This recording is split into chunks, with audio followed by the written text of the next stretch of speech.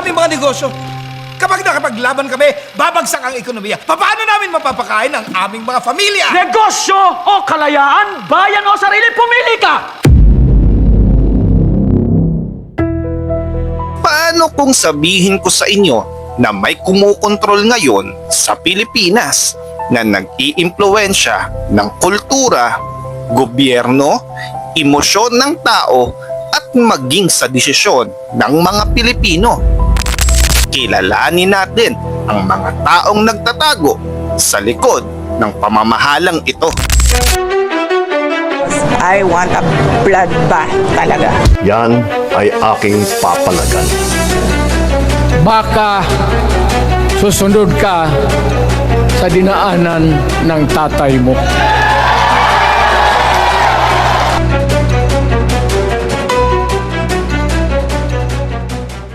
Disclaimer. Ang nilalaman ng video na ito ay para sa layunin ng impormasyon, edukasyon, at komentaryo. Ang mga pahayag at opinyon na inilahad ay base sa pagsusuri ng mga available na datos, balita, at public information sa oras ng paggawa ng video. Hindi layunin ng video na ito na manira ng anumang individual, grupo, o institusyon.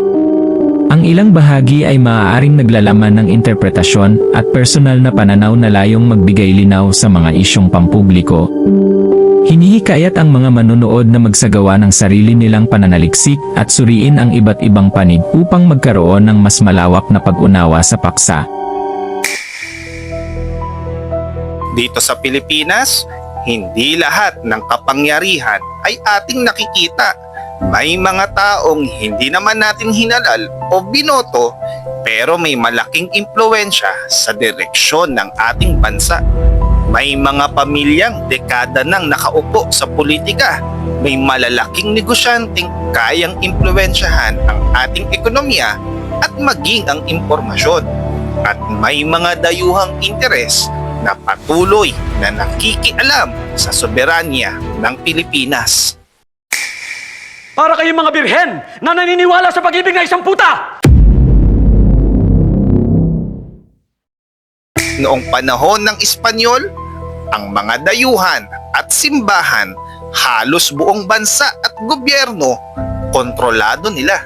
Pagdating ng Amerikano, nagbago ang sistema, pero nanatili pa rin ang impluwensya ng mga elitista at mga mayayamang pamilya.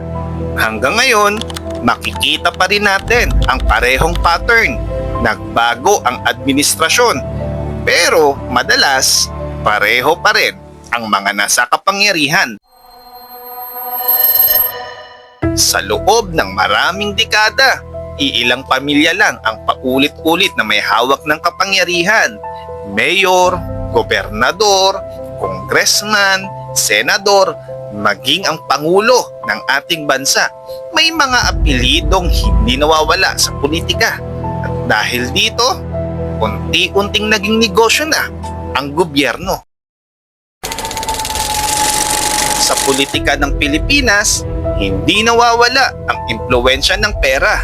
Malalaking negosyo, media networks, economic elites.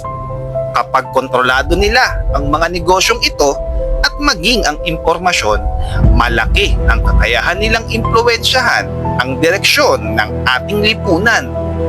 Sa modernong panahon, hindi lang armas ang labanan, kundi labanan din ito ng tama at maling impormasyon. Kaya tandaan, huwag basta-basta maniniwala sa mga balita o impormasyon. Lagi tayong magsaliksik at alamin natin ang buong katotohanan para hindi tayo nadadaya ng kanilang mga propaganda. At habang nagpapakalat sila ng mga maling impormasyon at mga balita, patuloy namang lumalalim ang impluwensya ng mga dayuhan dito sa Pilipinas.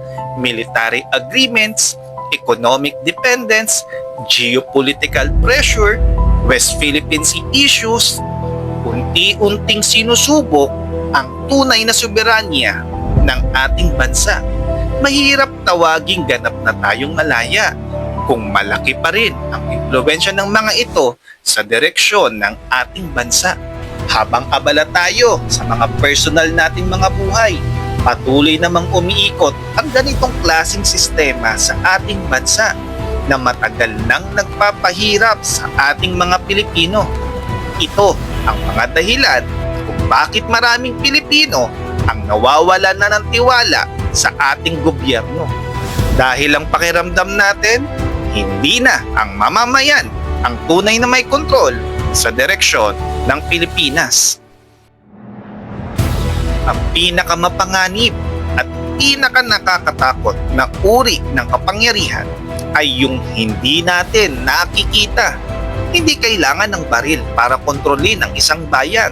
Sapat na sa kanila ang impluwensya ng pera, pananakot at pagkontrol sa impormasyon. Habang tahimik tayo at tinatanggap natin ang ganitong klaseng sistema, mas lalong lumalalim ang katanungan tungkol sa tunay na kalayaan ng Pilipinas. Ang bansang madaling impluwensyahan ay bansang unti-unting nawawalan ng kalayaan. Ako si GATV at ito ang aking channel. Kung nagustuhan mo ang ganitong mga topics, huwag kalimutang mag-like at i-share ang video na ito. I-comment mo din sa ibaba ang iyong opinion. O paano. Hanggang sa susunod nating mga episode, maraming salamat!